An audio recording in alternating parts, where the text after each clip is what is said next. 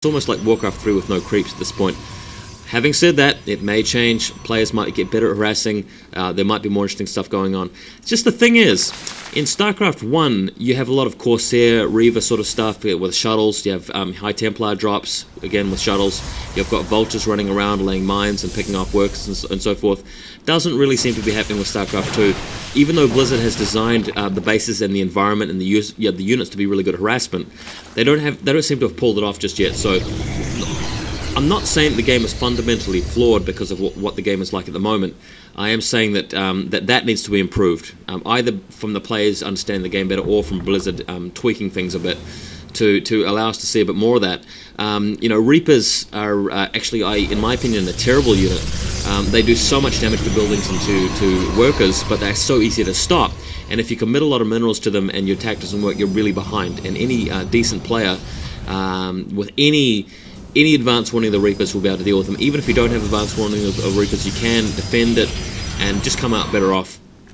Stalker Blink is actually, I think, quite late tech, and by the time you've got Blink, it's not really worth sort of losing your Stalkers or just running them around for no purpose. And of course, if you do that, you may just get attacked in your front anyway and lose by that point in the game.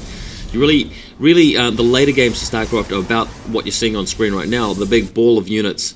And you want to win that big fight when it happens. So you want every single unit you can to be able to do that. Looks like Infernal moving out to take his own high-yield mineral, but Rhett's seen that with his Overlord, so Rhett knows where Infernal's army is. Rhett knows what units are in Infernal's army as well, so he can tailor his unit mix to counter Infernal very well. But as you can see, his unit mix is just one unit. It's just Roaches. So Roaches, funnily enough, will actually hard counter. Well, not hard counter. I keep saying that. They won't hard counter Infernal's army. They are a good soft counter to everything that Infernal has at the moment. All of his sentries and ranged and melee and his big fat Colossus will just die to enough Roaches. And the Roaches have been consistently being upgraded at this point in time. I think they've got +1 damage now. And here come the Corruptors. That's all Rhett really needs to do to destroy those Colossus, just Corruptors, because Corruptors are a dedicated air-to-air unit, and Colossus can be hit by air. Anyway, the attack's going off, moving in now with these sentries, force fields up, and as you can see, this is a really dedicated Protoss push. Really good army here from the Protoss, but the Corruptors killing the Colossus like they were nothing, and the Roaches just ripping into everything that Infernal's got. So it looks to be a pretty one-sided fight here. That Colossus going down pretty easily to those Corruptors, and of course Roaches being a bit of a cheaper unit to replace than Colossus. You can easily say that Rhett's come out a bit off there. The other awesome thing about Roaches is they heal themselves after big fights like that. So although Infernal may have had some units which are practically useless now due to the fact their shields are gone and their hull integrity, their bodies are destroyed as well. Look at what Rhett's got. I mean, he's got Roaches which are just healing themselves back up to full, slowly, and not that quickly, but they will heal. And that's quite good for Zerg. He's got his high minerals up. The Protoss have got the same, but as you can see, he's adding in some Zerglings as well. They'll really help, especially since there's no storm. And Zerglings getting into the thick of it will really annoy him. Once he gets to Hive and upgrades that sort of crackling Zergling upgrade, it'll be fine. Now, continuing with Colossus, I feel like is a bad move for Infernal. Those Corruptors are really just going to nail him as soon as the next fight breaks out. And that next fight could be quite soon, actually. Looks like Rhett's moving in, and he just wants a piece of Infernal. He just wants to bash him right now, so that's going to be happening shortly. He knows where the army is, and just doesn't want to move his unit all at once. Just needs to sort of keep back a bit and attack with the attack with the Corruptors first to kill the Colossus for all that splash damage that nails him, and then moves in with the Roaches. Very nicely played. And the Roaches should be able to nail everything else. The Corruptors have done their work.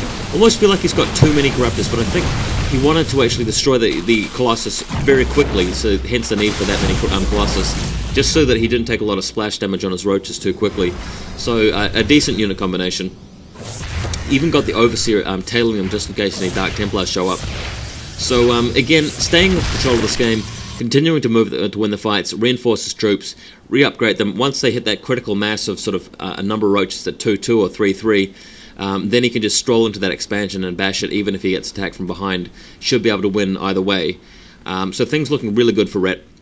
Evolution Chambers done. Hive is on its way, or completed, in fact. So things looking fine. Just adding roaches. Doesn't really need to build any infestors or brood lords at this point. Roaches will do fine. He's got a lot of roaches, as you can see. Big ball moving in now. Unfortunately getting caught off guard by the Protoss, but it doesn't matter. He's even able to split his force. That is just mind-boggling. He's splitting his force, allowing some of the roaches just attack the expansion while the rest of them go after his army, making a micro area and getting half his army lagging behind there. Just doesn't matter. He's able to go and kill the probes. That's what his military dominance is like at this point, and then able to kill the Nexus, and that's game. I mean, there's nothing that Infernal can do to stop this at this point. Another huge group of roaches swarming in, and look at this, a massive army on the field, 142 supply against 100 supply. It's just not going to happen. So, unfortunately, Infernal has not come up with an answer to this roach spam. Obviously, Colossus might have done it had it not been for the fact the Corruptors there, but of course Corruptors are very easy to sort of just create and counter those Colossus at this late stage of the game. It's quite easy for Ret to throw in an extra unit there. Now finally Infernal has switched to Immortals, which are a much better unit against roaches. But at this point it doesn't matter. Even splitting his army again, he's got another unit of roaches out the back, so he can come in and just pincer him. Oh, that's just brutal, and the roaches hitting these sentries from behind.